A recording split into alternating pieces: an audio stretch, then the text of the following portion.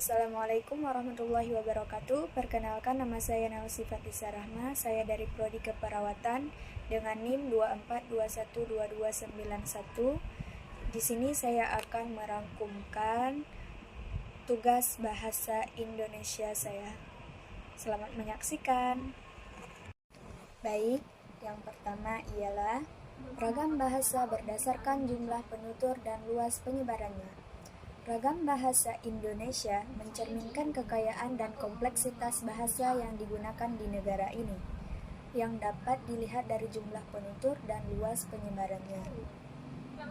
Jumlah penutur, bahasa Indonesia diakui sebagai bahasa kedua bagi sebagian besar warga Indonesia, dengan sekitar 210 juta penutur yang menggunakan bahasa ini sebagai bahasa kedua.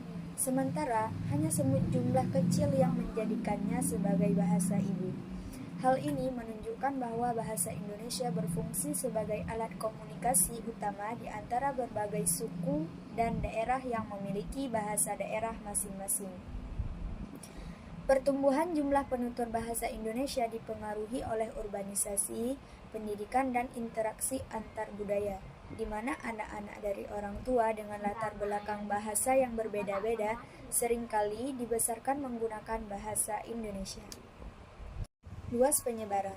Bahasa Indonesia tidak hanya digunakan di dalam negeri, tetapi juga memiliki pengaruh di luar negeri, terutama di negara-negara dengan komunitas diaspora Indonesia. Penyebaran ini didukung oleh statusnya sebagai bahasa resmi dan bahasa nasional, sehingga menjadi alat komunikasi dalam berbagai konteks, termasuk pendidikan, pemerintahan, dan media. Ragam bahasa Indonesia juga terbagi menjadi beberapa kategori berdasarkan konteks penggunaannya, seperti ragam buku dan ragam tidak baku, serta ragam daerah yang mencerminkan identitas lokal. Secara keseluruhan, ragam bahasa Indonesia menunjukkan dinamika dan keterhubungan antara berbagai kelompok penutur.